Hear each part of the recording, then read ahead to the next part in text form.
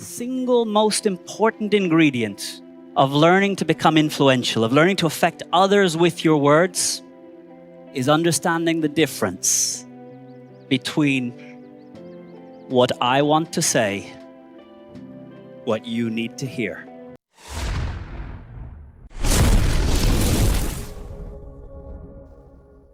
But I guarantee, when you arrive home tonight and the door opens into your house or your apartment, and as you walk through, your partner says, "You're late. You're always late." In this moment, what I want to say, what you need to hear, become very far apart. And in this moment, you have a choice. But many don't take this choice. The most powerful word that you can learn when you start to feel emotion jump. Because when emotion jumps, intelligence drops. If you feel inside yourself a chute, a Spanish word for a surge in emotion, I want you to practice using the word interesting. You arrive home a few minutes later than you had agreed. You smile because you fought the traffic to get home quick. You open the door. It opens. There's a face there with a bit of a grimace saying, "You're late. You're always late." What are you going to say? Good. You get to work tomorrow. Your boss says, "Where's that report? I thought it was ready." What do you say? Good, you're ready. This word, interesting, gives you time to make a more conscious decision between what I want to say and what you need to hear. There are days you will still decide it's worth it, but there's a few more weekends that we spent in a sense of connection, intimacy, and love. There'll be a few more meetings at work that quickly move on to looking at what do we do? Where do we go from here? How do we use what we've got? We'll become resourceful rather than looking at who screwed up to get us here.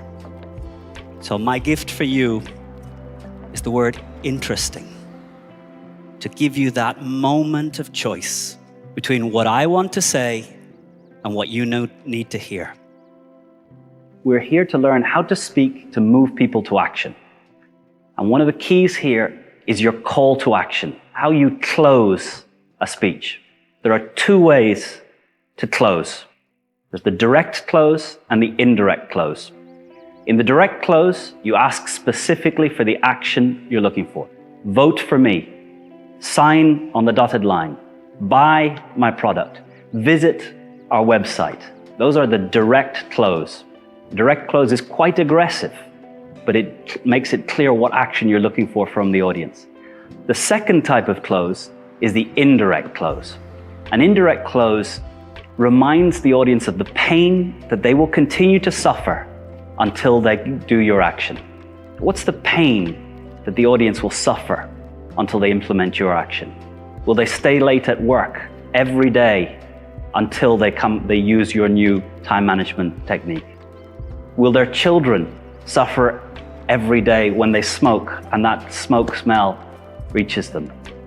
If they fail to insulate their attic, will they lose 10 euros in energy going out through the roof every day? So a direct close, call for the action directly. An indirect close, remind the audience of the pain.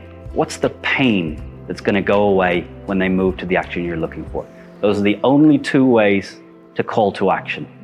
And Aristotle tells us we need to connect on three levels if we are to change another person, if we are to reach them with our words, if we are to reach them and allow them to see a new way of seeing the world. Logos, ethos, and pathos. Logos is that my words make sense from your point of view. My argument starts from where you start. My beliefs start from what you believe. And the search for this point, the enthymeme, the point where my beliefs and your beliefs begin, is the most important part of Logos. Finding a point where we can begin. If you can find this point, you can build enormous, great monuments on top of it. If you never find this point, you're building monuments on sand. Ethos trust, credibility. Why are you listening to me? What are the ingredients that allow you to decide it's worth listening to me here on this stage? Part of it has to do with reputation. You assume no one would have just let me walk in here and take the stage. There must be something that I've done. You could search on Google and find out, who is this guy? You could ask a friend, who is this guy? So one part of credibility is what they say about me, what Google says.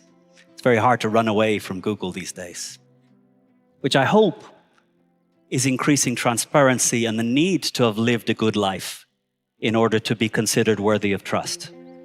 But the second part is the way I speak, the way I look, the way I move.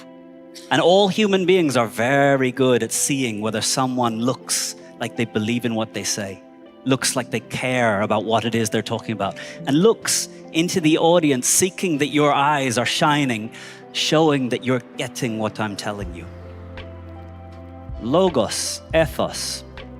The third element is pathos, emotion. Aristotle said, if you connect with the reason, you see my motive and you have a reason to trust, but you do not feel as a human being, you will not change. You will do what you would have done anyway. But if I am to get a change to happen, I must connect through emotion. And there's two ways that humans connect through emotion. One is story. Story is how we share emotion. A story is an atomic element of emotion. The second is by feeling it intensely. Logos, ethos, and pathos. If you want to connect to another human being, you must find a way of connecting on these three levels. Logos, that your argument makes sense from their point of view. Ethos, they understand your motive, why it's important to you. Pathos, what do you feel? What do you want the other to feel about the messages that are important to you? About why it's good to be a moral leader and not greed-driven.